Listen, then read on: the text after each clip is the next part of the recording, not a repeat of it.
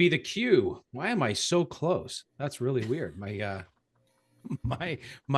camera's doing some weird stuff. Forgive me. I'll figure it out momentarily. You are like extra special close tonight.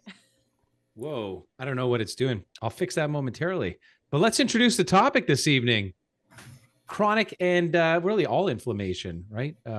We look at this from the genetic perspective as predisposition to all disease. That's why there is this medical buzz term of the day. It's for a good reason. So tonight we're delving into the world of inflammation, good, bad, and the ugly, because there is some good and there's also some downright ugly. So we're going to talk about inflammation sort of as your body's fire brigade rushing in to save the day, especially during injury or infection, which is good. But it can wreak havoc when the fire never goes out. That's chronic. That's, of course, really bad. And that's where many people are trying to get a grasp, right, on their chronic inflammation. It's like a smoldering ember, some cases silent, but very, very destructive. And it fuels diseases like heart disease, arthritis, diabetes, contributes to obesity, two-way street. But here's the good news. You can control the flames. Your DNA in many ways acts like a fire inspector. In some cases, on alert, in other cases, fallen asleep, never enough coffee in the day, but guiding you toward foods, habits, strategies, and supplements that keep inflammation in check. No one better to discuss this with you than Dr. Nielsen and Justin Harris, along with me. Guys, you agree, not all fire is bad. A little controlled burn, and by the way, anyone would say again? How else do I grill a steak? Medium to, medium, rare is my personal opinion, but a little controlled burn is kind of what scientists and clinicians, we certainly refer to as hormesis, right? We can actually strengthen and heal you. But in that chronic sort of high grade sense causes lots of damage, right? So we're here to discuss and gain a deeper insight into the genetic factors influence your inflammatory response, explore the common triggers, discover actionable personalized strategies to reduce that inflammation. And don't forget, as usual, there is a poll. Please answer that. It'll help us understand you, our audience tonight a little better and personalize, as we love to do. For each of you, N of one, when we're talking about testing, webinars get personalized the more people weigh into the polls. So it's Inflammatory Wednesday, guys. Thanks again for joining me tonight to host. Top line thoughts, and then let's dive in while I correct this crazy zoom in on my camera here. Yeah, let me take over a moment there, Dr. Wild, just because I love the analogy, right, of the.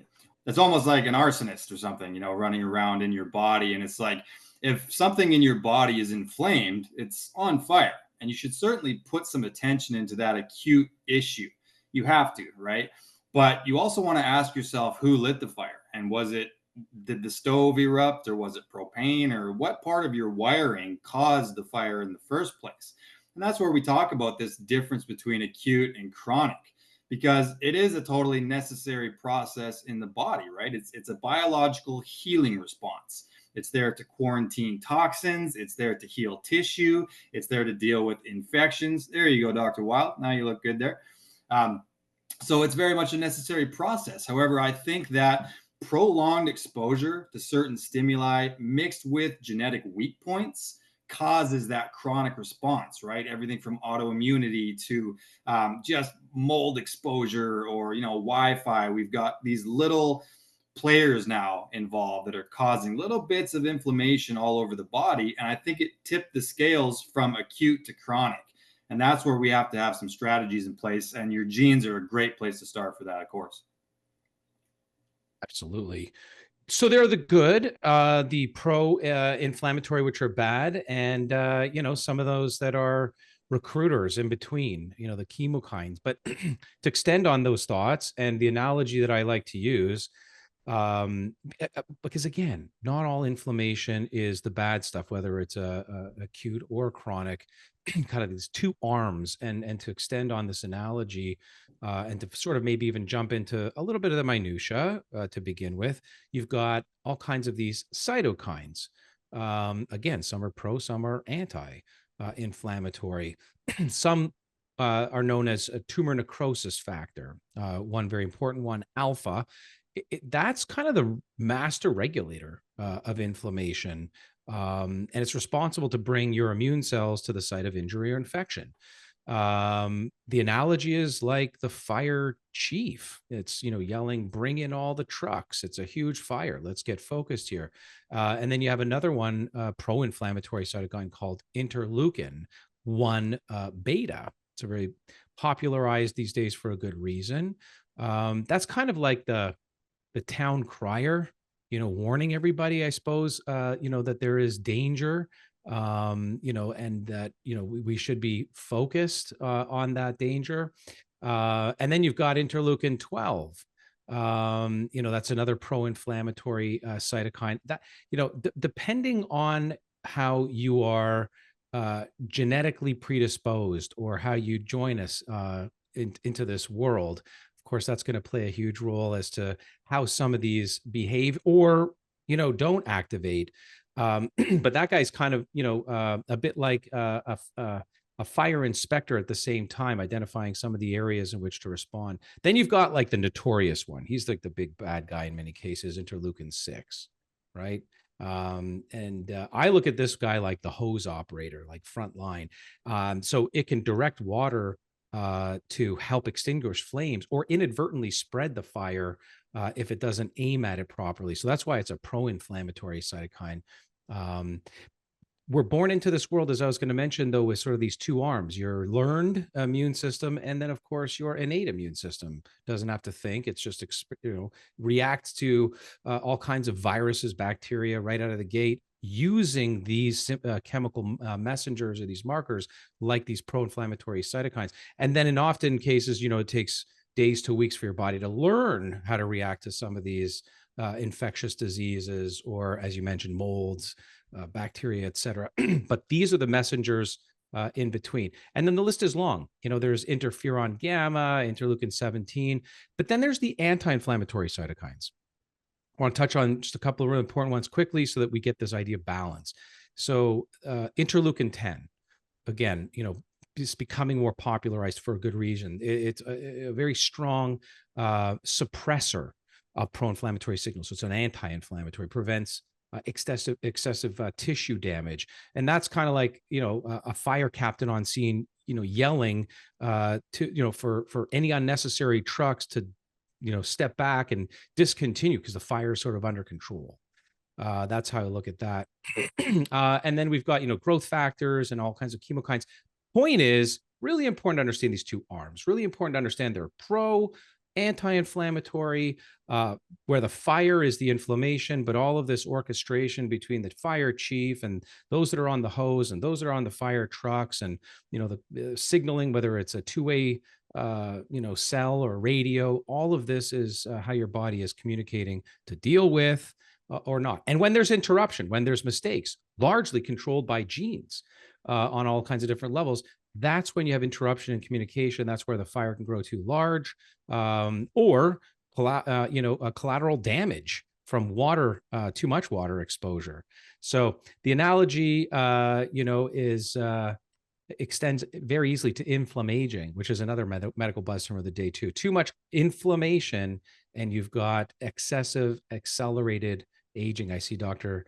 Steph's got her head nodding. I love that. I love that. Inflammaging.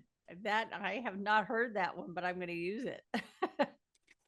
Yeah, well, yeah, because I mean, I would argue it's easily arguable. I suppose one could argue that inflammation at the cellular level is the underpinning to all disease, but certainly the impetus for accelerated aging. So we can definitely talk about that. We do a great job, as we know, at the DNA company, looking at genes like FOXO3 and methylation, which is very loosely, I think, almost synonymous with inflammation. When those run amok and detox pathways are suboptimal, and maybe our stress pathways, which I think is a huge silent killer contributing to inflammation, diabetes, heart disease, and obesity. When you have all of these, contributing factors, inflammation runs amok and you're aging faster. And you can see it. There are biomarkers for this, right? Yeah, there's biomarkers, and of course we link those into the genes, right? Because it's like if the innate immune system has a strong enough of a response, then it stays as an acute problem, right? But if that's not the case, then that adaptive immune system has to kind of take over. And I think that if you look at genetic weak points, if you have too many of those that you're not reinforcing, I think it's more likely that you can't deal with the initial cytokine storm, and it ends up the adaptive immune system has to take over. And it's this slow trickle of inflammation. So that's what leads to these chronic disease states. I think being kicked out of balance for too long is what really incites that. So it's not necessarily N equals 1 like we talk about, but the more genetic weak points you have, coupled with prolonged exposure to, let's say you have suboptimal GSTP1, and you happen to live in an area where there's a lot of smog or something like that, you're going to get this little bit of microinflammation all the time, and that's going to contribute to the totality of your body's inflammation. Right. So it's no longer acute now, it's chronic. And so you have to put strategies in place to counteract that. Well, and I'm going to take it back even a step further. When a woman is expecting and we have the epigenetics that is surrounding her diet, her lifestyle, what she's putting in, that all influences how the genes are going to behave. And when we talk about this innate immune system, the other thing is there are so many babies that are being born C-section rather than vaginally, and they miss the microbiome. And a lot of us don't think about it, but when a child comes out through the vaginal canal, their nose, their mouth, their face, their eyes all have all of those tissues and all of that microbiome. It inoculates the whole body. So we then come into the world and everything goes into sterilization, especially if this child has issues, then it sterilizes the child and sterilizes the people touching the child. And all the sterilization doesn't allow that immune system to develop properly. So I think we should look at what our questions or what our poll said so we can help target for our audience. But know that some of this you can control. Some of it you got before you were even, a twinkle in your mama's eye. And then being able to pass this along in your family, in your environment, so that next generation can be healthier is a big win for your family. So just before you get to that, but I love that. And just before you get to the poll, because we want to customize, what we're focused on discussing tonight to our audience, I want to just sort of quickly say that absolutely a child born by C-section, which is sometimes necessary, but I think they're done way too frequently this day and age, and particularly not breastfed, they face a really unique inflammatory start to life, right? Rooted in the microbial and immune worlds, as you described.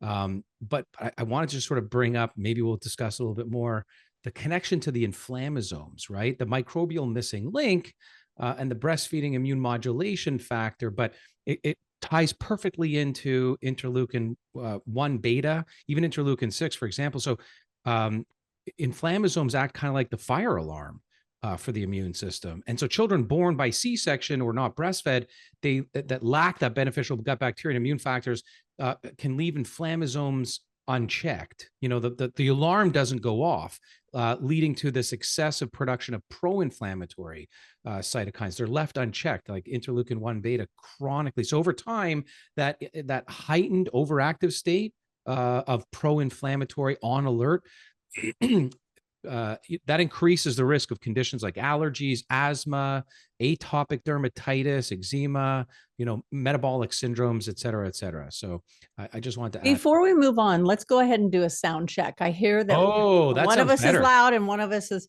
So I know I had mine turned down because it was really loud before. Can you guys let me know? I see that Sharon and Jennifer That's and Barbara were all saying they were having trouble hearing me. Is it better now, guys?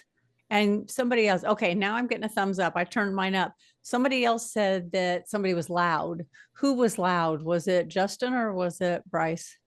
I'm always loud. Yeah, me too. It's Bryce. So Bryce, you need to turn it down and I had to turn it up. And Justin, it's kind of like Goldilocks and Justin is just right. Yeah, middle porridge. There we go. Okay, there we go. All right. Do you want to lead us through, Dr. Steph, our poll questions? Yeah, let's see if we get those popped up. All right, there's we go. All right, so how familiar are you with the concept of inflammation, the role in its disease? Some people know the basics, which is awesome. Familiar with the topic, but need some actionable strategies. I love all of you. I love it because you come here to get insight that you can put in place. And that's what we love. It's like, I started here, I moved to here. Look, I am taking control of my health. So bravo. Really love that. And then I have in-depth understanding and I'm looking for advanced insights. And so hopefully we will be able to contribute, because that's a good 70% or more that really are looking, okay, this is something I'm dealing with. How can I move it? Love that. Have you experienced any of the following? Fatigue or low energy, 80%. Joint pain or muscle pain, 57%. Digestive issues, also 57%. Very common with chronic inflammation to see those. And again, we want to give you some actionable tips for all of those. Which of these do you think might be the most significant contributor? Stress, 27%. Poor diet, 14%. Lack of exercise, 5%. Poor sleep, 20%, toxin exposure, 20%, or some other. If you did put other, go ahead and put in the chat what your other is. Now, before we go on, I actually would love to dive into this a little bit.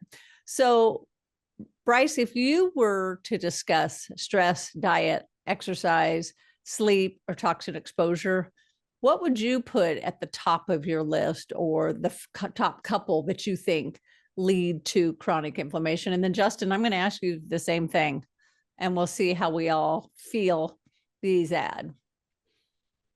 If I had no insights to my own genetic profile, then I would say diet, particularly in context of the North American standard American diet. So, and what I mean by diet is sugar, or refined carb starch, the excess, and then maybe very close second to that, poor choice in oils, the wrong types, omega-6 heavy. But if I have genomic insights, which of course I do, then I know whether to not, to address with priority dietary triggers, gut dysbiosis, chronic stress, which I highly believe is also close second.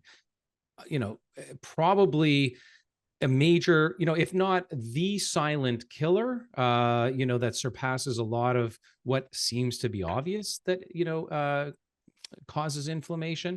And then, sleep, environmental toxins, we've just started discussing them, the sedentary lifestyle, excess obesity or adiposity, excess bad fat tissue. But I got to say, the biggest one for me, if I had no genomic insights, would be dietary. Mm-hmm. Justin, what about you? Dietary is definitely a good one. I think that stress is kind of overarching because you could actually put a lot of those things under that kind of bigger category, including diet, right? So like, let's say you're eating stuff that your microbiome doesn't agree with, or that is inciting a histamine response or something. That's stress, right? That's a form of stress. Not working out enough and not getting hormetic stress is also a stress, right? Because your body is not being used for what it's designed for. a lot of these detox pathways and stuff that we have were designed by the universe / God, whatever you believe in ancestral times, you know, like prior to us having like Wi-Fi issues, and prior to us using glyphosate on our foods, and all these different things, you know. So I think that you could put a lot of those under the category of stress. Like if you take in glyphosate, that's stress. If you don't sleep enough, that's stress. So I have to say stress because it encompasses so many different things. Dr. Nielsen, what do you think on that one? Well, I'm 100% diet, because you can't supplement out of a poor diet. I don't care how much you try to supplement. If you're putting crap in and then you try to put quality supplements in, you just can't supplement your way out of a poor diet.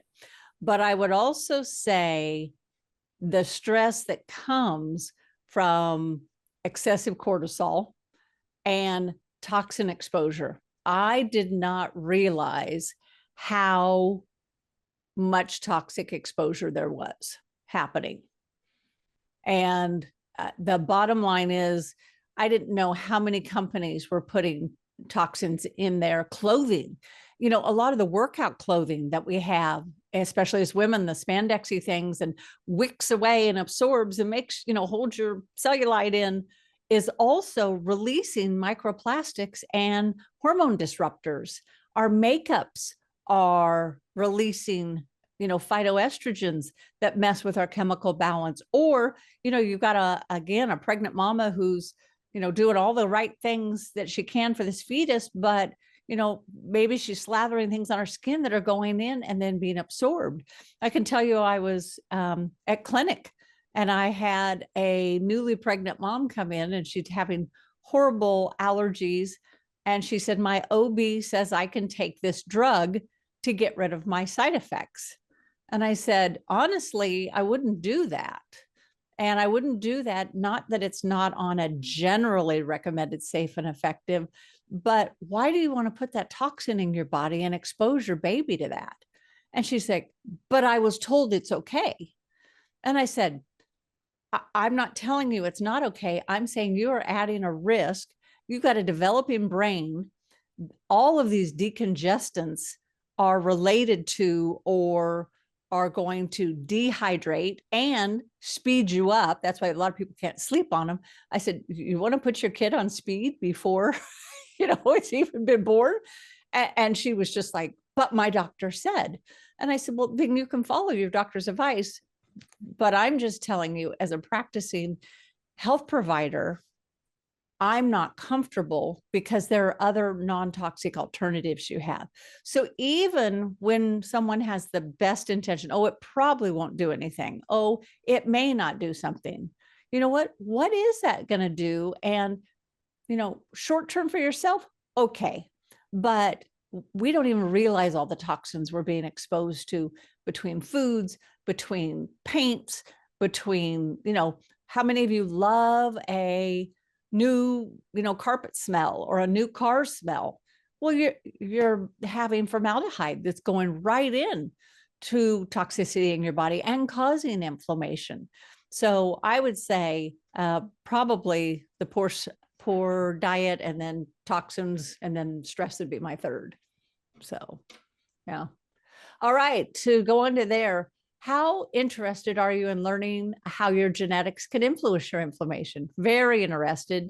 I want personalized approach, 64%. Awesome. And I know many of you have probably done your DNA. And we have not only these webinars, we have podcasts, we have, you know, things in the Facebook group where you can learn about your specifics. And we also have personal sessions with certified genomic counselors that can literally go down in a deep dive. And I have to tell you, I had a huge win this week. I have a client that has osteoporosis and has done absolutely everything for it. And to the frustration of her traditional physician, to her frustration, to her family's frustration. And we did some deep dive on her genetics, and we did some lab testing. And, you know, when you find someone that has an expertise, like someone who does genetics, or someone who does women's health, or someone who does men's health, you can see things that others don't see. And I pointed out 3 major things for her. And in 1 week, She has remediated sleep problems. She's remediated perimenopausal symptoms, and she's already getting more vitality. And it was so joyful for her to go, I finally found me, because her DNA blueprint gave her some ahas, and then working with a practitioner that could help her dive in a little deeper was just such a huge win. And I don't know about you guys, but when somebody, communicates through the portal that, hey, I slept last night like 6 hours, and then the next night, hey, I slept 8 hours, when they haven't done that in 20 years, that's really, I don't know, that just makes my day. So simple, but it makes my day. Yeah.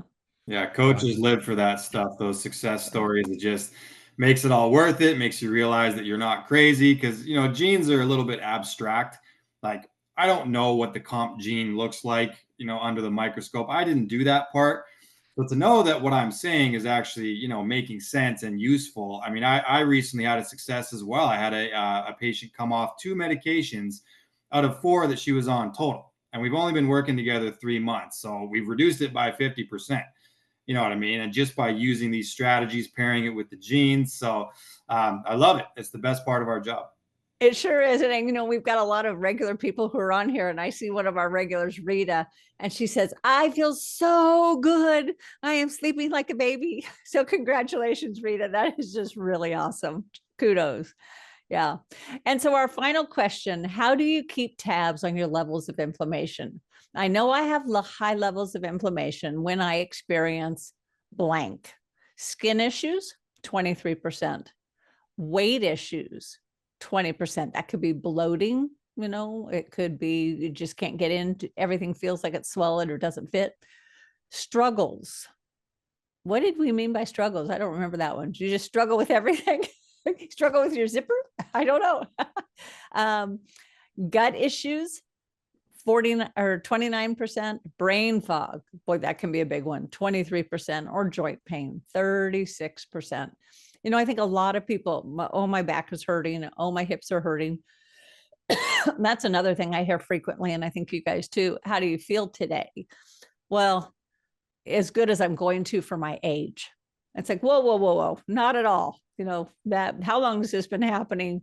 What do we need to do? Let's get back, because you should feel fabulous, and you can feel fabulous, and we can get you back to fabulous if you're willing to do the work and really look at what your body requires.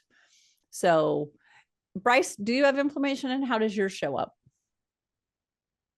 I've got some osteoarthritis that runs in my family history. And, I like to do long distance running. Probably not the best thing for my physiology. I'm pretty muscular, 6 foot tall, 200-pound guy. And so I'm not the most conducive runner. So, I know that if I'm overdoing it, it's really showing up in my joints. So I've learned to tone that down a little bit. That's the big flag for me. But intuition, spidey sense, and even looking in the mirror first thing in the morning, there's a bunch of biomarkers that we can actually look at, the way our body talks, that suggests that inflammation's ramping up or a little bit too high. And that would be starting with the face and, sort of carrying a little bit too much water or edema, first sign of inflammation. If I do a long haul, and I mean across the lake type of travel, I can tell that, for maybe 12 hours, my ankles might retain a little bit of water, get a little bit puffy. And that, that's a sign of stagnation, getting up and exercising on board. The flight is probably a good way to reduce that. But yeah, so joints, small, subtle signs. I've been sitting too long, or maybe even doing too much. And that's actually, once again, right back to this whole concept of, too much is not good. It invokes and provokes, and too little is not good. Stagnation and inflammation starts to ramp up. So this phenomenon, we talk about it all the time, sort of hormesis, this biological process where small doses of stress, even toxins, by the way, usually that's one of the exceptions, though. Any small amount, sometimes even nanograms of or picograms of toxins can invoke negative side effects, but but like exercise or cold exposure, they create a positive adaptive response, in the body, and we're meant for that. We're built for that, and that type of inflammation is usually temporary, and it teaches your body. There's no better way to describe it, how to heal or improve itself, and even rebound the next time with a better and more an easier path. So again, kind of mild inflammation, which is, caused by, I don't know, lifting weights, prompts your muscles to repair, grow stronger, come back stronger. And I think that's the whole point, right? So anyway, joints for me are my telltale sign. And then, when I'm worried or concerned about it, I start testing myself. We asked about, elevated C-reactive protein. 14% of people seem like they're on board with checking that. Great way to get a finger on the pulse, as to what is riding high in that. It's a surrogate marker to some of these cytokines we talked about earlier, right? So it's generalized, broad way to look, but it's a little keep your finger on the pulse for where inflammation's kind of riding up, and you can get more specific than that. I've tested my ESR, erythrocyte sedimentation rate, in the past, and that's never elevated, but that looks at red blood cells and how they settle at the bottom of a test tube on centrifuge or spinning. But with chronic inflammation, autoimmune diseases, infections, that all, elevates. So there's ways in which to look at yourself, test yourself, and of course, genetic insights are paramount. Yeah. Justin, what about you? What inflammation do you have, or how do you address it? So I definitely would say it manifests for me in my skin, actually. Like I think it's kind of a combo of gut and skin. Those are the two areas that it namely shows up. And they're, of course, one and the same. If I took in something that I was just being a dummy that night and I shouldn't have, and the next day I wake up with some sort of inflammation, showing up on my skin, that's my fault. The other thing would be walking that tightrope of not overtraining, but still training, right? Like Dr. Wild just mentioned weightlifting. It's a great thing to think about because like the appropriate amount of that hormetic stress is going to have positive adaptations, and my body's going to incite an inflammatory response, which is appropriate. Then it's going to come back down because the next day I'll do a recovery day and go for a walk to get some negative ions and restore the tissue. If I do it consecutive days over and over and over again, and then next thing you know, my HRV is in the tank and I'm just inflamed, and my brain even feels it. Like, oh man, I went too hard too many days in a row. Time to take a breath. So for me, it's really skin, and it's typically overtraining just because I'm nuts like that. I'll push the envelope, to the best of my ability. But those are really good indicators, just like, is your heart rate up, and is your HRV in the tank? Are you too sore? Are you brain foggy? Can you just not wake up? These are all little micro signs of being inflamed. And of course, we need to identify why that happened. Mm-hmm. Mm-hmm. So I notice I was always the kid who was slender, but I would wear the bikini and I'd have that pooch on my belly. So all these girls had these flat bellies or their bellies sucked in. Well, I'm a celiac, so I had gut issues. And so when my belly protrudes, I know that I've eaten something that is respond. And when you also talk about when I'm at the clinic or at the pharmacy and I'll do a 12-hour shift and I'm on my feet the whole time, I'm walking 4 to 5 miles. Now I wear really good shoes and stuff, but I'll come home, I'll peel my socks off and I'll have edema because I've just been going and going and going all day and not giving it. So I see a couple other people say that they get pain alerts, throbbing in their mouth, teeth, or gums. I also get an irritation in my right ear. I know if I've eaten something that causes an immediate histamine, my right ear itches. So I'm like, oh, can't have that. So it's good that people are listening to their bodies. It's good that they are watching to see what they've got and how they can manage it. So when we look at inflammation, we've talked a little bit about acute and chronic. We've talked a little bit about the different systems. I don't know if any of you are aware, there was a global inflammatory study. It was published out of Brisbane in Queensland in 2016. There were 86,000 patients, 26 countries, 50 major research centers, and they identified over 100 genes and 244 gene variants that contributed to inflammation. But the interesting thing is that boiled down to 5 major inflammatory conditions. And as you can already see, we're looking at osteoarthritis, gut issues like Crohn's or IBS, looking at thyroid issues, which involves so much of our metabolic. And so it's really interesting that there's all of these genes, the hundreds of genes, the 244 variants, and it's not just our country or North America. It is worldwide that inflammation is happening. So, gentlemen, how do we, as people who are interested in genetics, and how does the people that were tonight, how can they look at their genes? How can they look at their DNA reports and start going, what do I need to do differently? Who am I and what can I do?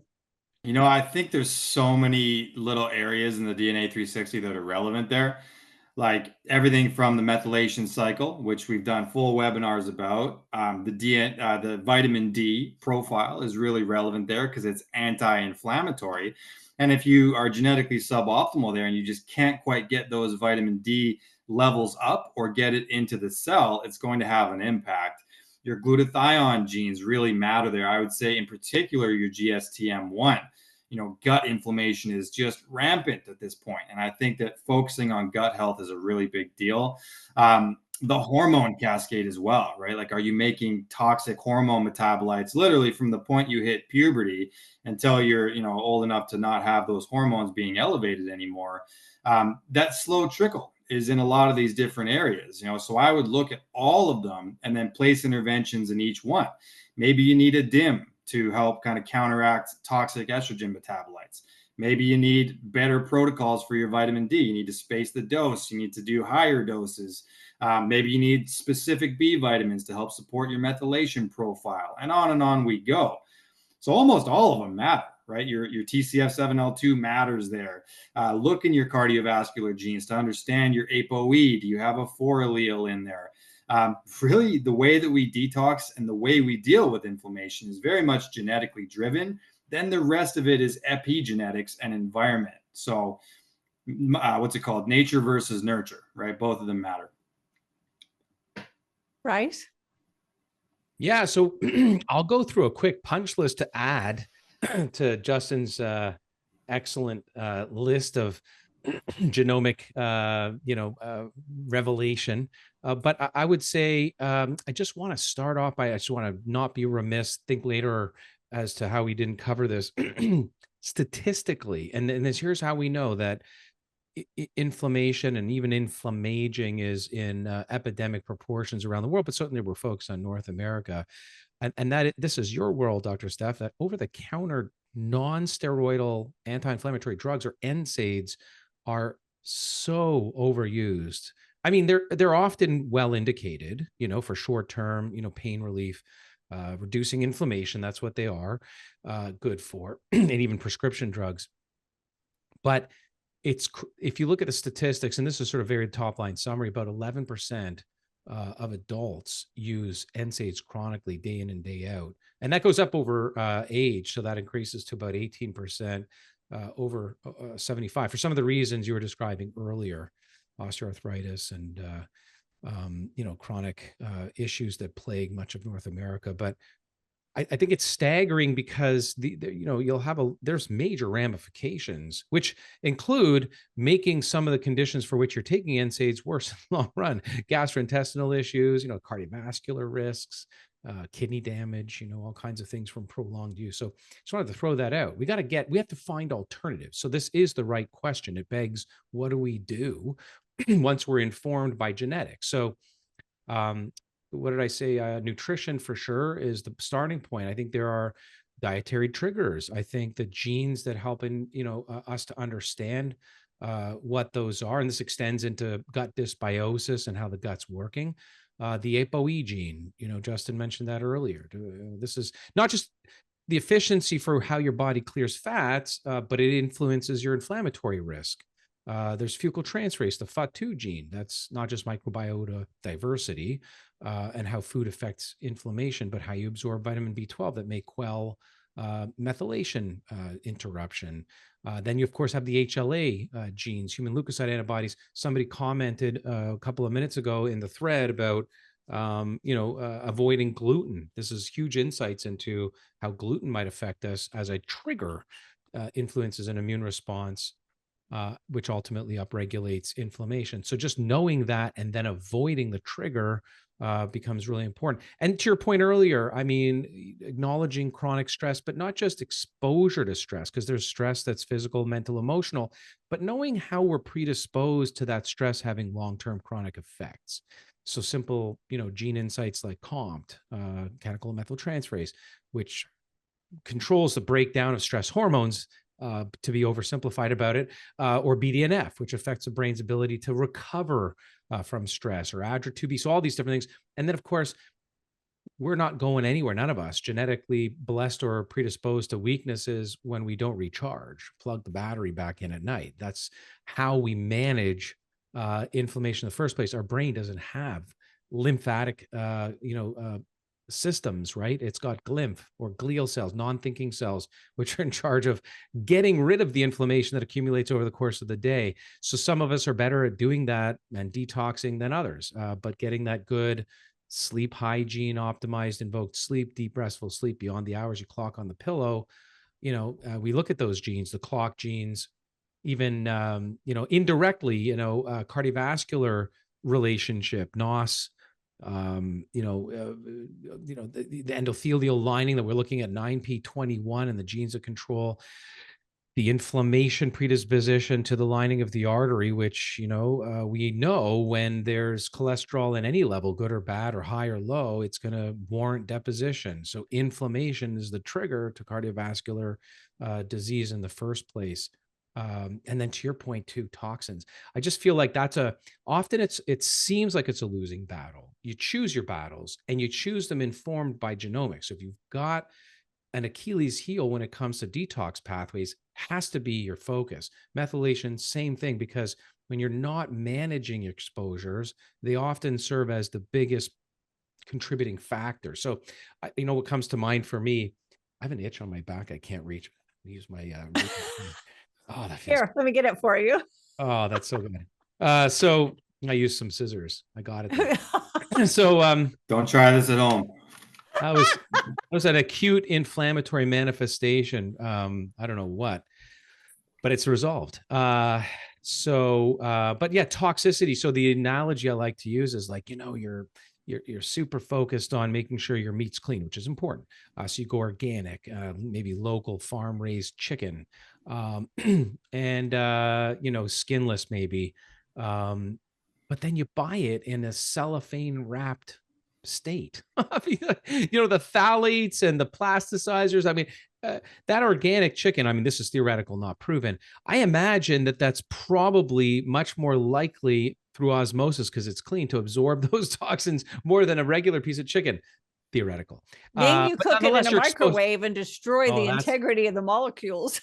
Right. So toxins, right? And then the sedentary lifestyle, we look at the UCP1, we said we'd maybe discuss this a little further, which impacts fat burning and inflammatory regulation. So your ability to, sort of recover through thermogenesis, et cetera. And then even, what's it called? The snacking MC4R. And FTO, what your predispositions to overconsumption. The list is so long, but once you know these things, and I'm happy to share case studies. There's just a endless amount of patients that, focusing informed by genomics to those pathways that predispose the most to inflammation and correcting for them, and inflammation goes down. And how do we know? We test for it. Things like C-reactive protein, cytokines, stimulated cytokine proliferation, gets better. People improve, just like you're describing. People sleep better, they feel better, they move better. So it's interesting. One of my favorite quotes is, choose your hard. It's hard to live with inflammation. my back hurts, my belly hurts, my head hurts. It's hard. I get it. But then you say, okay, so it means you got to get rid of your gluten. It means you've got to work out. It means you got to get rid of your favorite skincare and you've got to get a non-toxic skincare. It means you got to lose some of the wine. And you're like, but it's hard. You got to lose the sugar. It's hard. So baby, I'm telling you, choose your hard, because either one is hard. And you have to decide, what are your priorities? What are your values? What is your end result? If you don't know your end result is, I want to live a quality life, and then just go, I went up and I peaked and I stayed and stayed, and then just dropped. Or do you want to go up and then the slow decline? I used to think longevity was my goal. It no longer is my goal. Now my goal is quality. Now, I have a history with my grandmothers. They were 94, 95, and they didn't do half of the stuff that I do. So I am probably going to be that 100 or 105, but only if I have a brain, only if I'm not, wheelchair bound and drooling on the side of my lip. And, because otherwise that is not, I thrive. My values are quality, sharing, family. And so am I willing to give up a lot of foods? I am. Am I willing to test and know my targets? I am. Am I willing to practice what I preach? I am. And that's why, I do testing throughout the year. And this is one of the things that we had brought up earlier. And, I was the guinea pig for the DNA 360 breast test. And I expected, hey, I'm 61. I've never had any problems. I've got these great boobs. Well, my test came back with a positive, hey, you've got inflammation going. Yes, I had a little tenderness. Yes, I have dense breasts, but it set off some red alarms. And I'm like, maybe I'm not as inflammatory free as I thought I was. And I instantly did my Dutch test and went through and cleaned up some of my hormone pathways. I am not a good methylator. I'm a mess methylator. My gut is a mess. Doing the DNA gut profile and waiting for that to come back. So what I noticed was I had gotten so far, I only weigh 5 pounds more than I did when I graduated from high school. I don't take prescription medicine. And I'm like, I'm doing great. I'm doing great. And I only go to my doctor, maybe 2 times a year just to say, hey, check this or check that. But when I dug in, I found out I had more than I realized. And part of that is because we get familiar. Oh, my boobs feel a little sore. Well, that's okay. It's just whatever. Oh, my hip is a little sore. Oh, I don't sleep as well as I used to. I want you to not be comfortable with going, I'll just get by.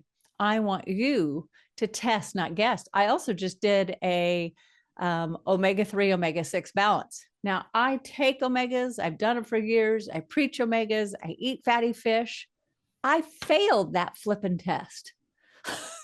I failed. I expected to be at 2-to-1 or 3-to-1. I was at 23-to-1. And so even though I eat mackerel, I had to go remove all the mackerel that is packed in soybean oil and get my tuna and my mackerel that's packed in water. I had to, I removed all mayonnaise that has soybean oil in it, because the little things that I do so little were adding up. So when we go back to that diet thing, it can be hard, but just do the one thing you can do today. If it's go to bed earlier and get off your phone, then do that. If tomorrow it is go and walk around your block, then do that. If it is do a 3 to 4 day food journal and then go back and look at your food journal and say, am I proud? Would I share this with Justin? Would I share this with Bryce and say, look what I'm doing? Or would I go, this wasn't a regular 3 or 4 days, I'll get better. Those are things that you can do right now to jump in and make sure that you're getting the biggest bang for your buck out of your health. You know what's really funny? Sorry, Dr. Wild. I was just going to Go. say that that is so common with food journals. Like you get it back and they're like, just so you know, it was my friend's birthday party and I don't normally do this. And I'm like, well, how are we defining a typical day versus an atypical day here, really? Like, because if you're someone who goes to a party and there's usually an option to not indulge, like if there's a big charcuterie board in front of you and you just have the meat and the broccoli that's on there and you don't have the whatever, the croutons or something, you're either a disciplined person in those scenarios or you're not, right? So it's like people will come to me and it's like, oh, here's my week-long journal, but just so you know, there was a graduation here and I was out of time here. And it's like, right, but that's actually a screenshot of what it is, because there's always something, right? So you've got to kind of be disciplined in those moments. If you can win in your losing season, I call it, right? We have winning seasons and losing seasons. If you win in your losing season and you don't lose in your winning season, then you're ultimately going to have a lot better health outcome, So the behavioral side of things is always really interesting. And by the way, that omega-3 and 6 ratio is really hard to get. Like people on an organic paleo diet, just because of the olive oil and the cashew butter, and like their balance gets kicked out of whack even then. So I can't imagine a standard American diet, what that looks like in 2025 with regard to omega-6s. Well, yeah, evolutionarily though, we used to be more of a 2-to-1, 3-to-1 paleo. Anthropologists have done dried spot tests on samples found. We know that. And omega quantification, obviously, what we're looking at is a minimum of 8% saturation in the red blood cell membrane. Is that how you did your test, by the way, Dr. It Smith? was, yeah.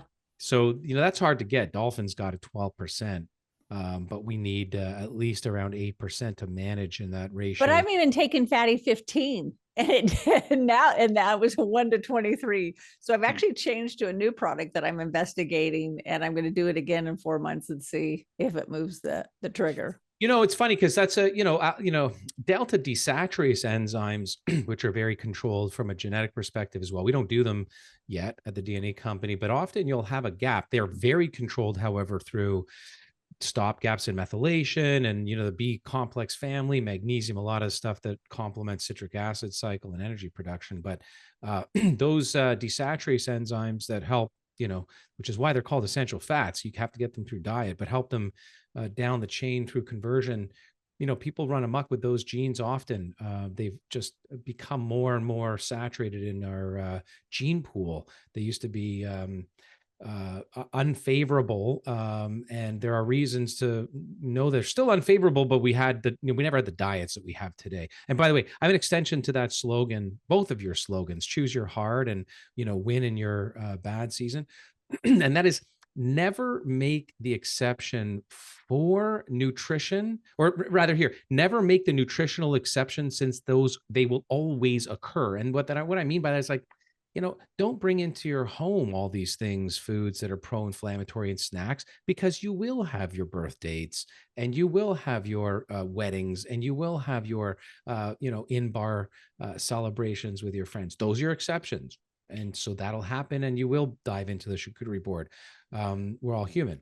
But you mentioned also something I want to come back to, and that's methylation, right? Where you said you run this sort of inconsistent methylation pathway. The fact is, DNA methylation patterns don't really just reflect aging, and we do a good job by testing those. We have a test at the DNA company called the DNA aging test, but they really also reveal how environment and lifestyle have influenced your inflammatory load at any given time. The best example would be a diet rich in seed oils and sugar, refined sugar, smoking. And stress, right? These are the primary accelerators or methylators and I don't mean your pathway, but things, that cause methylation or damage to DNA. And we can test for that. That's really cool. It's really neat to see that when you make changes that are informed by DNA and you run your DNA aging test at 0.0, which of course looks at, calendar age versus chronological age. That's the inflammaging that I brought up earlier. But you intervene with changes. Maybe you correct your lifestyle or your diet or whatever you're doing. You reduce stress. But 3 months later, 6 months later, usually you'd want to test for you've added years to your life. Here's what we're doing. Bottom line, when we manage inflammation, we're changing the day you die. Bottom line, and it's dependent on how your genes inform where you're spending that time, those resources, and frankly, finances. Because, there, your health is an investment, never an expense. But by expense, we should always consider time, resources, not just financial. What are you focusing on? There's a million biohacking secrets and supplements and diets and blah, blah, blah. But what do your genes dictate you should do to manage that inflammation, to have the best success in the outcomes?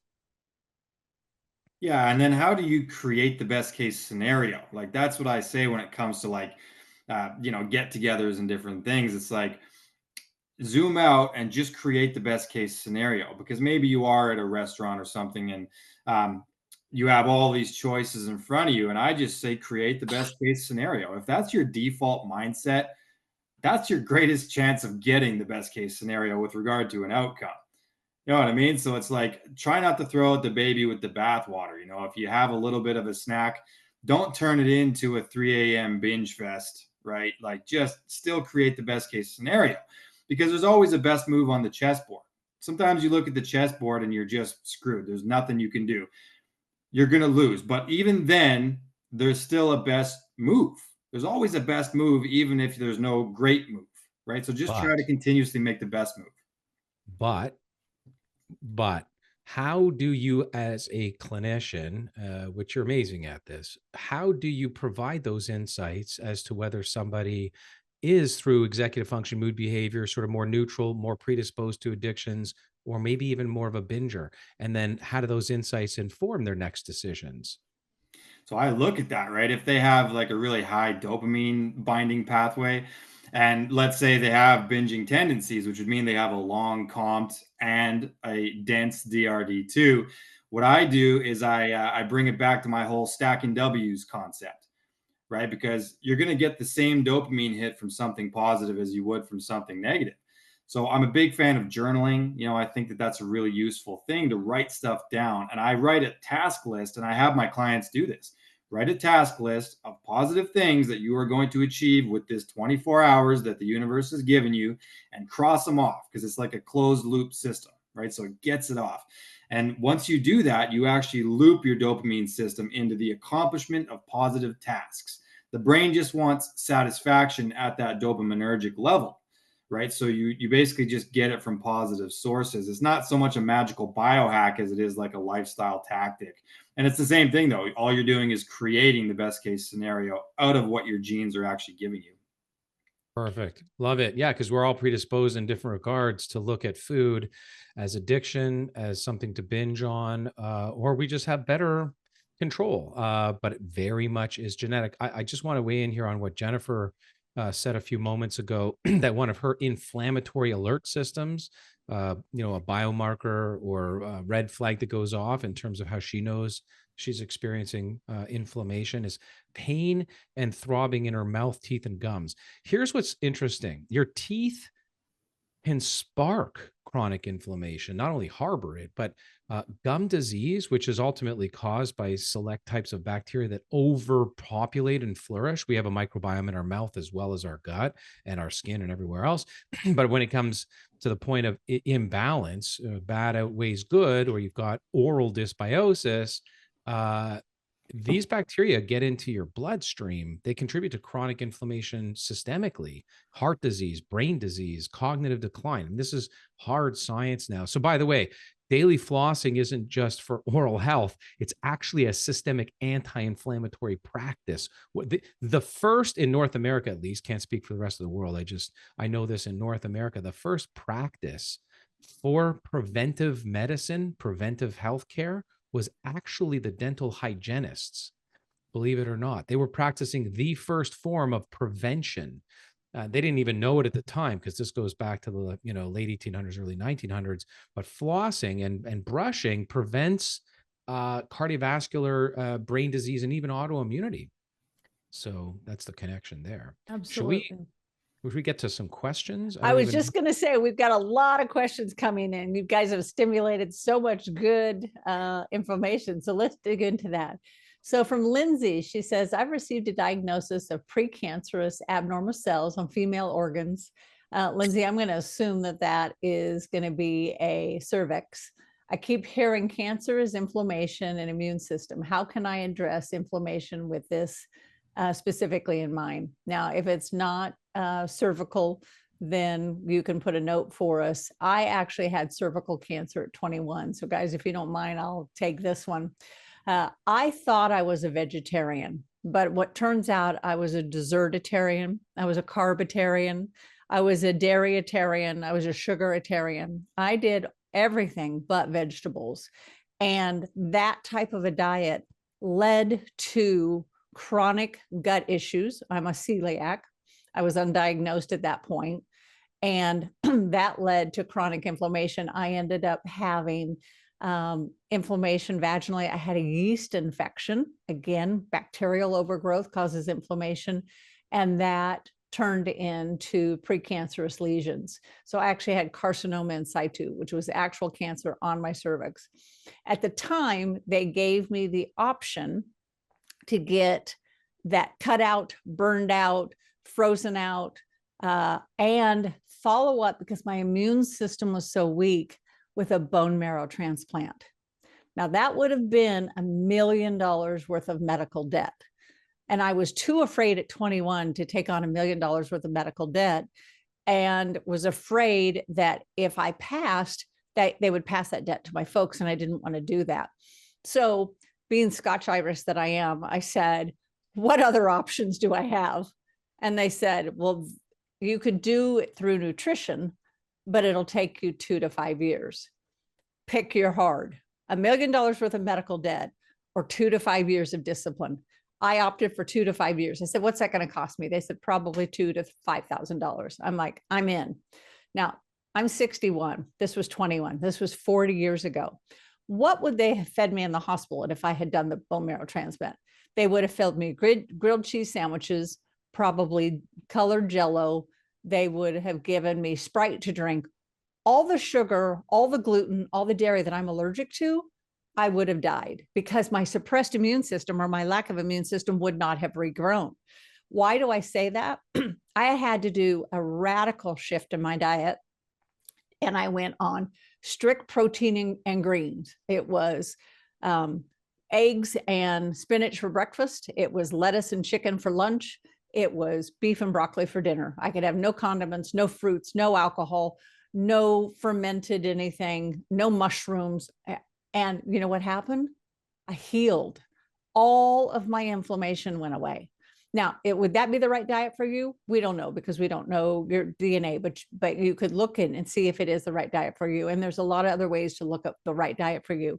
The thing about precancerous abnormal cells, you either have bacterial overgrowth, you may have viral overgrowth, in that you have HPV, which is very common. There are at-home HPV tests you can do now. But I will tell you, from helping women who've had HPV, if you are mineral deficient, if you are vitamin deficient, and if you can't detoxify, then you will continue to progress down that. If you change your diet, if you get yourself minerally repleted, not depleted, you're adding minerals back, like good magnesium back, like good, trace minerals back. If you're using, in your water, good electrolytes, calcium, magnesium, sodium, potassium.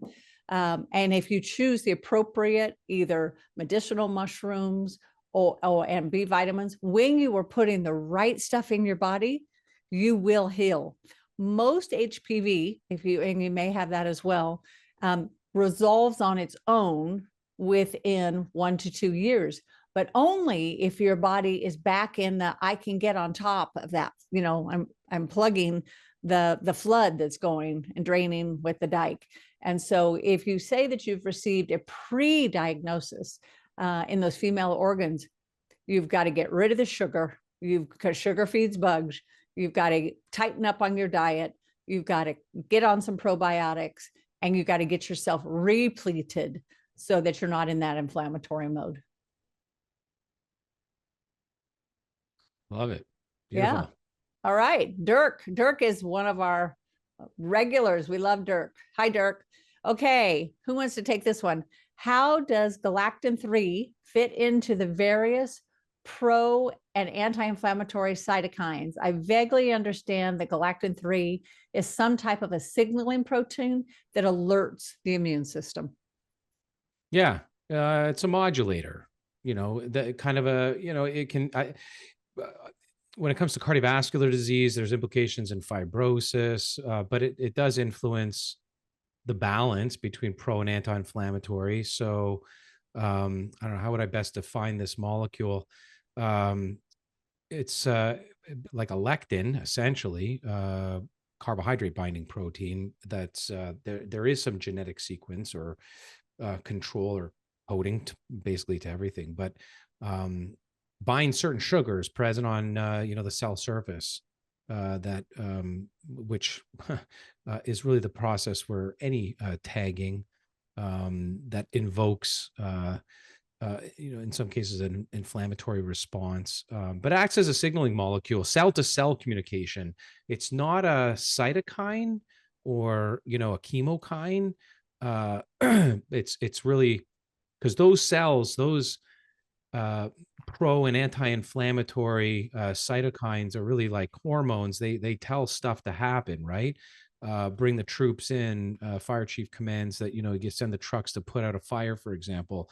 Whereas this acts more as a cell signaler on the top of a cell. I don't know how to better explain this. So it can amplify or suppress inflammation depending on the context, is how I would basically frame it up. And the one that I'm most familiar with really is, as I mentioned, fibrosis promotion. Like it promotes and drives fibroblast activation, including collagen production, by the way. That's where my focus with that considered anyways. Organs like where there's tissue scarring, that plays a role. This is hyperactivated in people with keloids, for example, particularly the African-American population. So I don't really know how it gets into the weeds a little bit. I don't know. I know that with cardiovascular diseases, I alluded to, elevated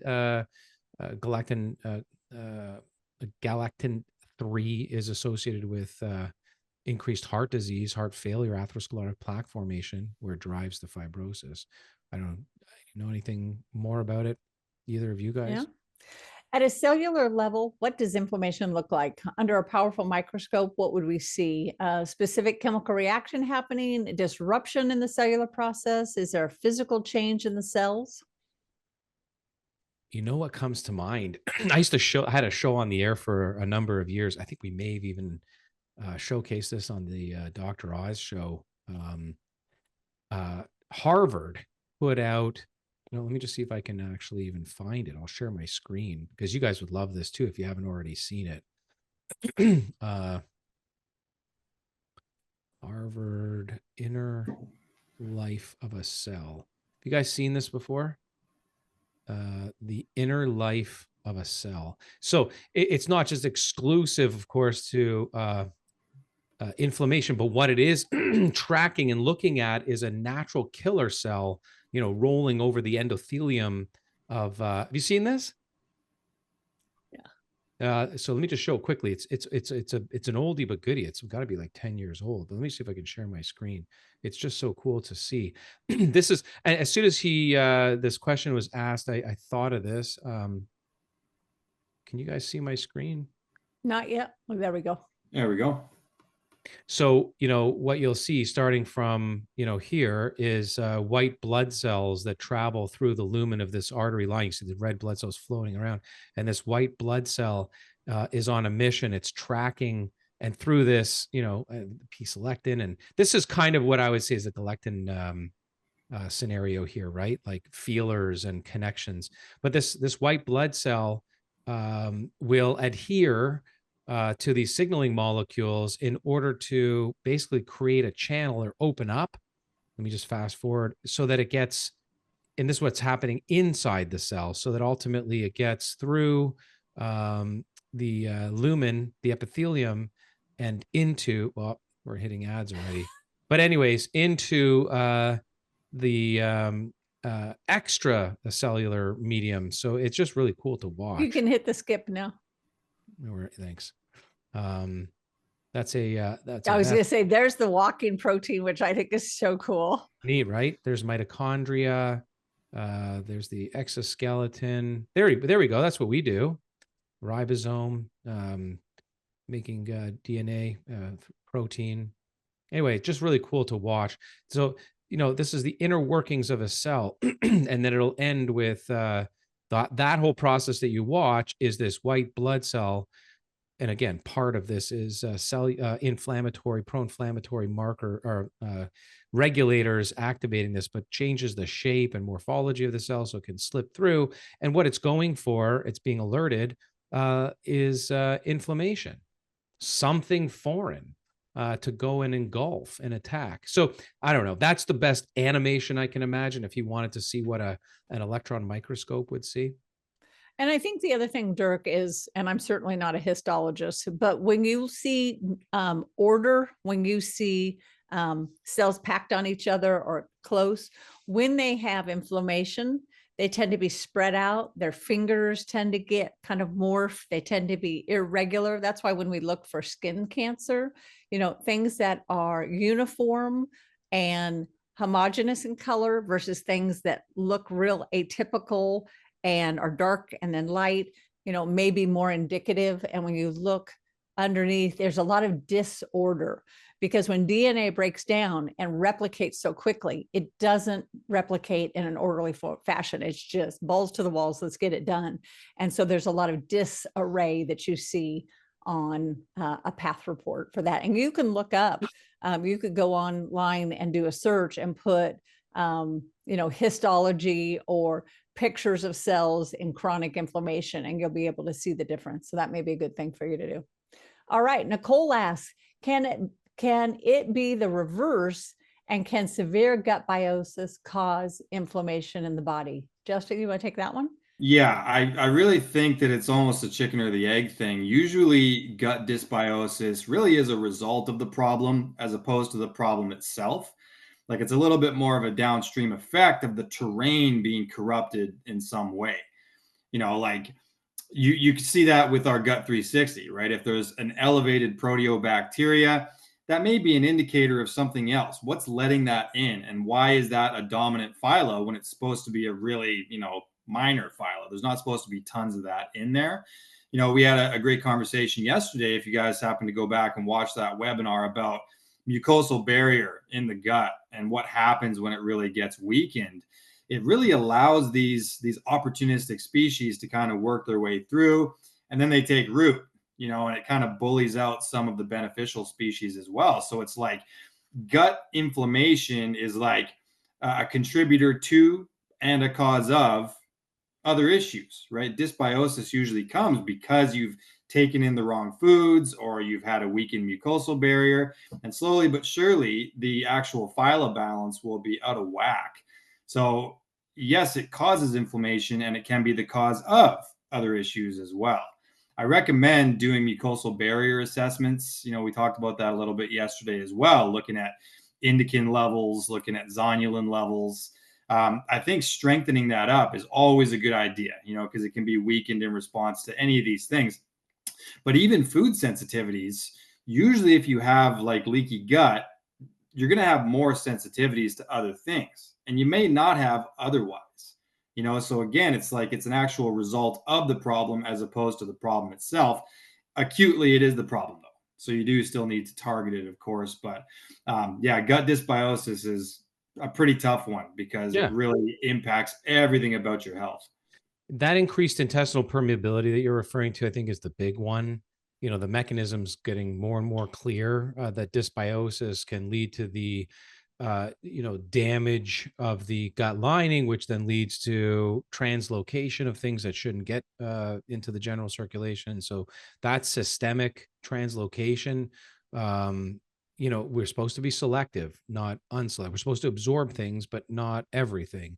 So these, it's like foreign, viruses or bacteria to the immune system. These foreign molecules mount an inflammatory response, and that becomes chronic if the gut remains permeable. And actually, there's this concept, people can look it up, called molecular mimicry, which is really interesting.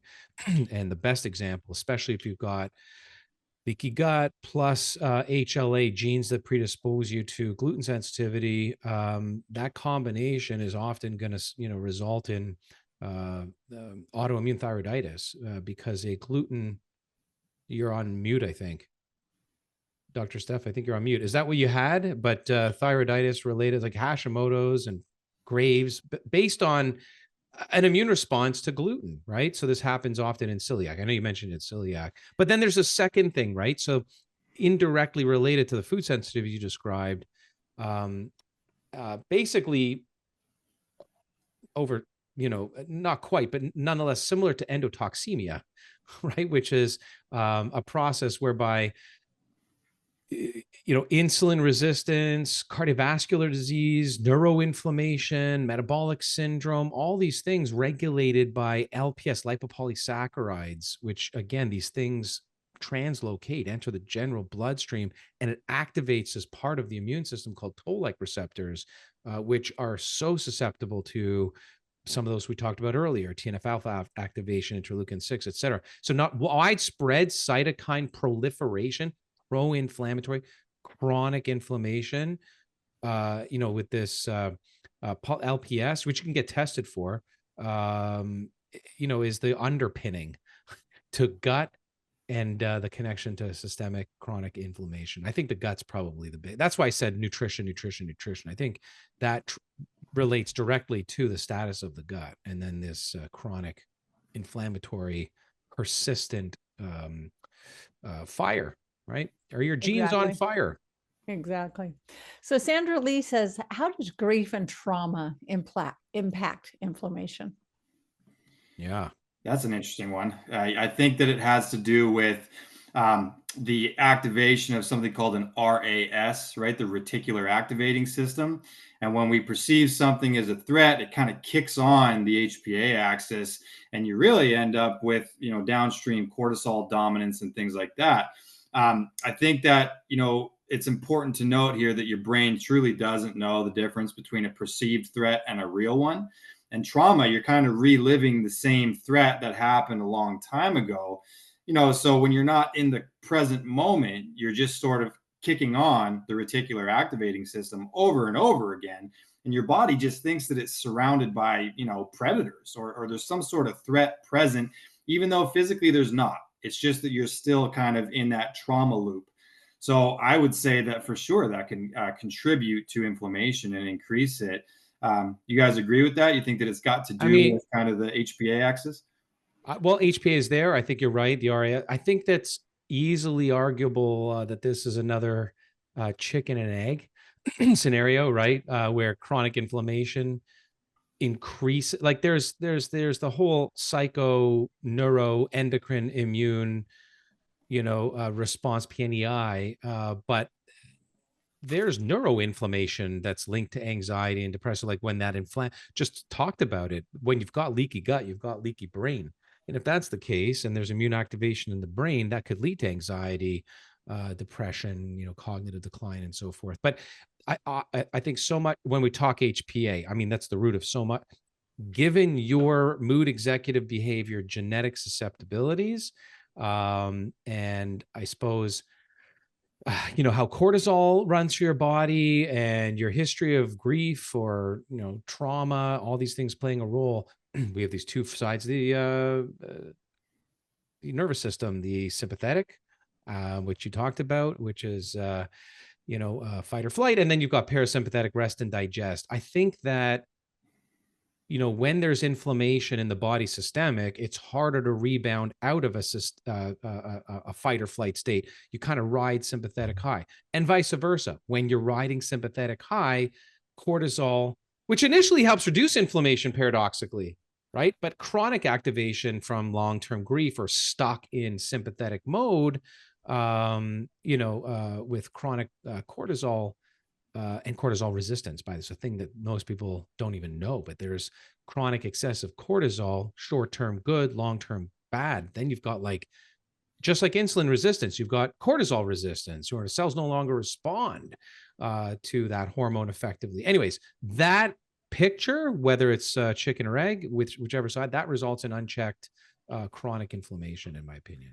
So Dirk mentioned how much he loved the cellular animation. And if good. anybody wants to see the chronic stress, anxiety, and see the neuropeptides, my favorite animation is in The Secret.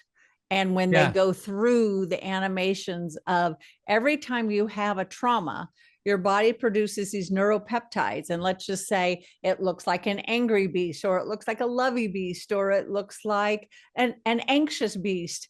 And then you get stuck in this cycle. And anytime you get triggered in whatever that event is, those neuropeptides say, oh, I know the recipe. I'm going to dump them again.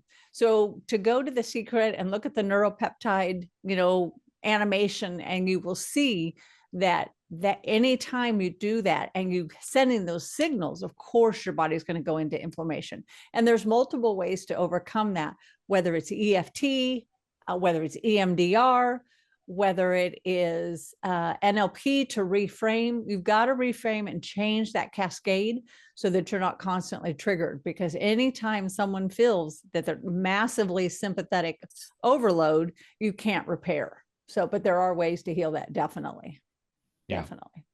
I have chronic tinnitus. What's the relationship of inflammation? Is there anything they can do to lessen or stop it altogether? This is from Diane. Well, yeah, you want to rule out acoustic neuromas first and foremost, and really get a diagnosis. What kind of tinnitus? Chronic tinnitus is really just sort of I don't know, one of those pigeonhole diagnoses for which we are saying we don't understand. But there's also zinc deficiency. Inner ear. Yep. Yeah, of course, right? Zinc copper deficiency, balance, magnesium, some of the trace minerals. But if there's vascular inflammation, sometimes that's what we call pulsatile. That's a signal that could be something worse.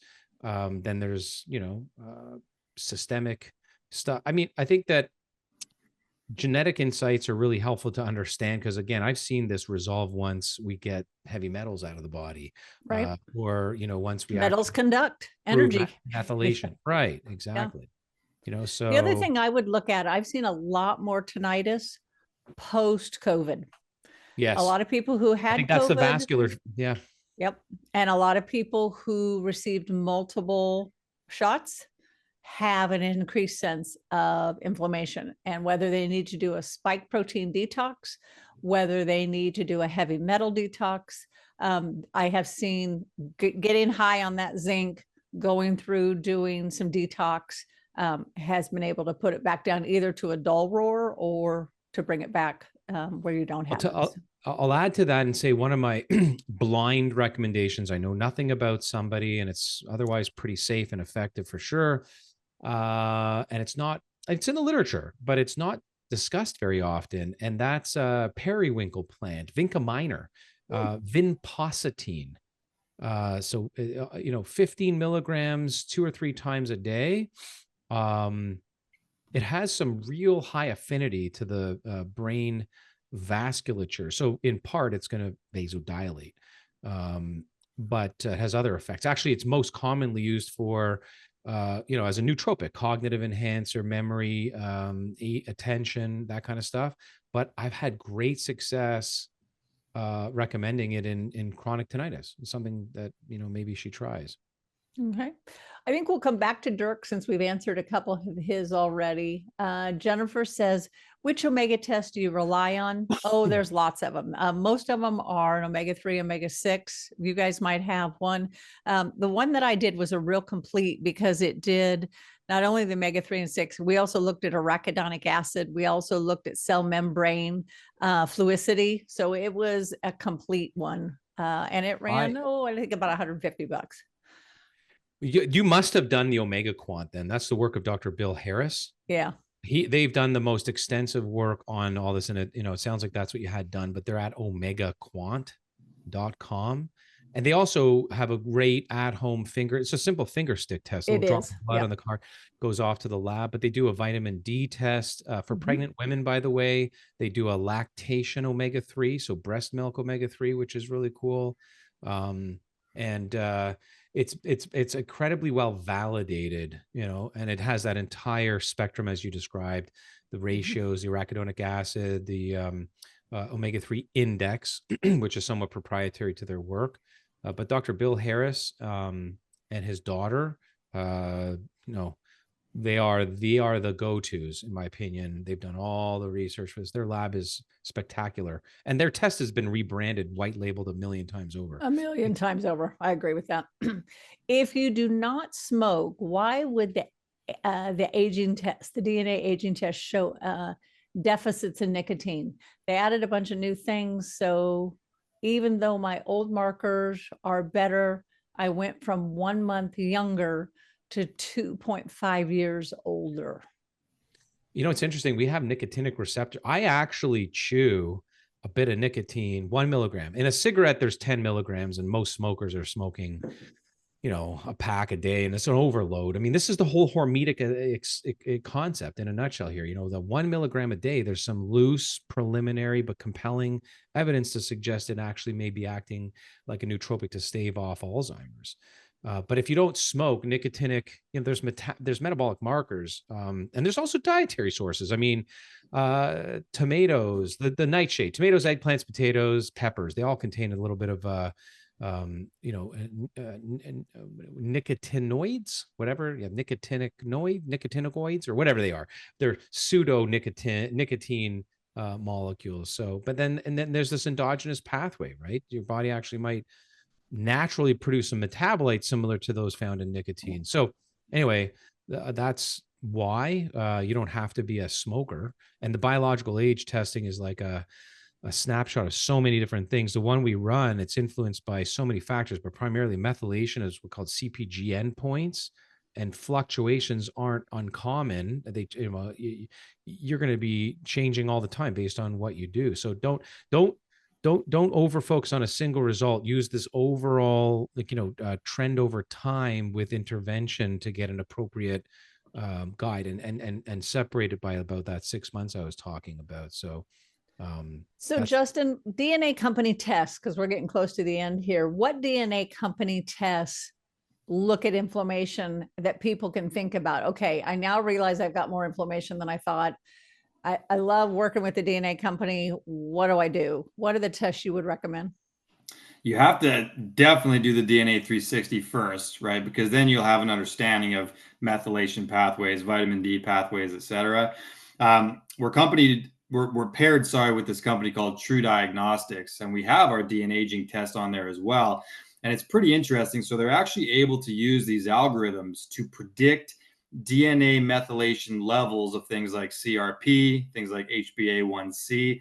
And it's actually a predictor that's really accurate. Like, it's actually like scientifically validated through Harvard as well as Yale.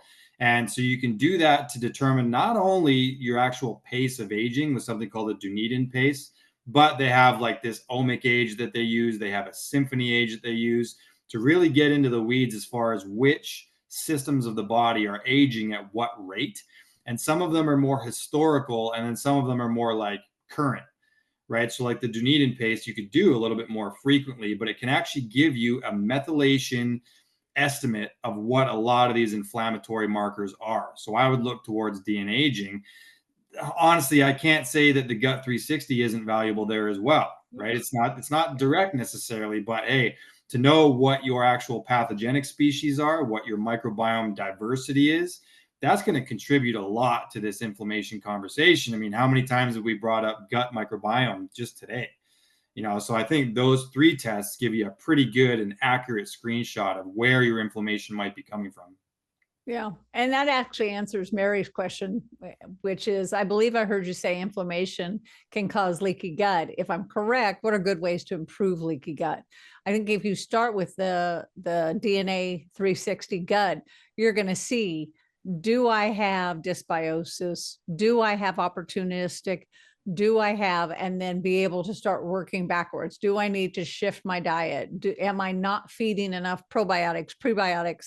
That gut 360 is going to be a really great place to start with that. Janice, I see that you were trying to add something and they had closed the questions. If you want to pop it in the chat, we'll try to grab it before we jump off. Dirk had one final. What is the set of tests one should do on a regular basis to check inflammation? Let's go around and do this. So he says a CRP, an ESR, a leukin-6. What do you recommend, Bryce? Yeah, no, I'm accustomed and regularly use Diagnostic Solutions Lab, a test called CytoDX, which is a cytokine response profile. So I like that because it looks at a whole plethora, some of those that I described earlier, interleukin, the whole family, pro-inflammatory, TNF-alpha, MIP, and then it looks at the anti-inflammatory interleukin 10, even 4 and 5, and you know, these will vary based on your health, your exposure to bacteria, viruses, molds, and everything, your levels of stress. But nonetheless, it will give insights for what pro-inflammatory cytokines might be too elevated, and certainly I'm usually doing this in instances where there's autoimmunity or, you know, excess inflammation contributing to a state of dis-ease. But you know, sometimes a state that seems like it's due to chronic inflammation can be because your anti-inflammatory cytokines are depressed. So, you know, it's really about managing what we call immunomodulation. Some things are better in natural medicine, dietary, lifestyle interventions to upregulate anti-inflammatory markers. Or in some cases, we need to downregulate pro-inflammatory markers. In some cases, in most cases, we need to do both, right? Bring down the pro, bring up the anti. And that Diagnostic Solutions Lab gives me those insights. It's a simple blood test that I use. CRP, high specificity, ESR, even a complete blood count provide insights, but not as specific as that. Yep. I would add homocysteine to that, just to kind of have an understanding of your methylation cycle and how that's going. That's something that's modifiable, right? If you get on the right B vitamins, or maybe there's mold or like something messing with your methylation cycle, that's a good one to keep an eye on. I also think that histamine to DAO ratio is an interesting one, like not just the histamine itself, but the ratio to DAO. Right? Because if DAO is high, DAO, by the way, it breaks down histamines, right? It's an enzyme. So let's say your histamine is high and your DAO is high, you may be okay because it should be elevated in that moment. If histamine's high and DAO is low, okay, there's probably some reactionary thing that your body's been doing for a while. And you may need to add in, you know, DAO enzymes or other histamine, you know, reducing botanicals and things like that. So that's another great one. You know, you can zoom out a bit and do like a cortisol to DHEA ratio to kind of get an idea of like anabolic versus catabolic activity in the body. That's not direct for inflammation, but I do think that there's trickle down there. But those would be the three that I would kind of add to that. Dr. Steph, I'm sure you've got another one likely. Well, the only other thing that a lot of people don't look at that I think is critical is if you take your glucose, your fasting glucose, and your free insulin, there is a calculator that you can look up online called HOMA, HOMA, homeostatic metabolic assessment. You can look at that HOMA and see, am I trending toward insulin resistance? You're going to have all sorts of issues. Am I trending toward high blood pressure? Am I trending toward, and when you start looking at all those systems that are going into shutdown and dis-ease mode, all of a sudden, all sorts of other things go up. So I look for HOMA to see, is your insulin resistance starting? Because then we're going to start seeing a whole bunch of other chronic inflammation that's being built. And then we work backwards on, you know, oftentimes, as we've talked, what am I going to eliminate rather than what am I going to add? Because I don't want to add blood pressure medicine for you. I don't want to add diabetes medicine for you. I don't want to add, but what are you going to take away so that we don't have to? Yeah. So the last thing we'll do is, Janice, you were asking about, you had developed thrush and Candida was higher in your gut 360. A quick and easy thing for you to do. Get it. It's an oldie, but a goodie. Get the Candida diet. I was, a Candida overload. In fact, I'll tell you a real quick funny story is I had an oncolytic gynecologist that worked with me when I had my cancer. And he said one day, I said, there's something wrong. There's something wrong. There's something wrong. I have never felt like this. There's something wrong. He said, Stephanie, you have as much yeast in here. You could open your own bakery.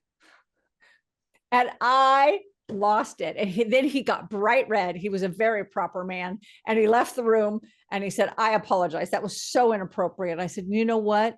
You made my day. I thought it was something far worse. This I can deal with. And he said, what did you do differently? And I said, I went out and went to a party with friends. I went off my diet. I had a couple glasses of wine. I ate dessert. And he said, your body is not yet ready to handle that. And so, when you're doing this diet, when you're doing these lifestyle changes, it's like a dance. It's a cha-cha, 2 steps forward, 1 step back, 2 steps forward, 1 step back. But as long as you've got 2 steps forward, you'll continue to move forward. So yes, you've got to pick your hard. Yes, you've got to move forward, but it's okay to take a step back, give yourself some grace, stop, keep the cortisol down, go, okay, I won't do that again, and then move forward again. Bryce, what would you say to take us out of here tonight? Well, first, I would just a couple of 2 cents on that. I love berberine for a lot of what you described earlier, insulin, resensitivity or resensitizing. It's kind of like a minor, or low grade GLP-1 medication. But it's so good as an antimicrobial, antifungal. So adding that to, without knowing what's going on in that individual's gut, adding that to the anti-inflammatory diet, because it's sort of this two-edged sword, right? Cravings for carbs and sugar, which can be somewhat mitigated with berberine, but also kill off some of the yeast and sensitize the insulin. But I would be remiss, we'd be remiss if we didn't talk at least very briefly about this limited time offer that we have. You can get $65 off the DNA 360 test, which is what we call. That's the biggest one that we've done in the last year or 2 years that I know of. Absolutely. Get it now. And it is your roadmap to inflammation and managing inflammation for better health. So we've just put the link into the webinar chat. And the only thing that, I typically end off with is, if you haven't done any of these things, your journey starts now. It starts now. Like you said earlier, choose your hard, take charge, stay empowered. You can't change your DNA. You can manage genetic expression. That's what's amazing. And of course, thank you to everybody who joined us tonight for being a part of it. And spread the news. If you love somebody, spread the news, because don't keep those cards close to your chest. Let everyone else know they can be as easily empowered for whatever their ill may be. There's tons of thank yous in there. Tons of people said that we accomplished our goal, which was to give them tons of takeaways that they can begin empowering. And that's the whole goal. And yes, your coach will go through your specific test, will give you specific regimens, and will help you hold your hand so you can get there. So take care, everybody. God bless. Good night. Stay safe. For people in the fires, be well. For people in the snowstorms, be safe. We're here to help, and we look forward. They will send a replay out, and we look forward to seeing you in future on the DNA webinars. Take care. Good night, everybody. Stay well. Thanks, everybody. Win in your losing season. I love that, Justin.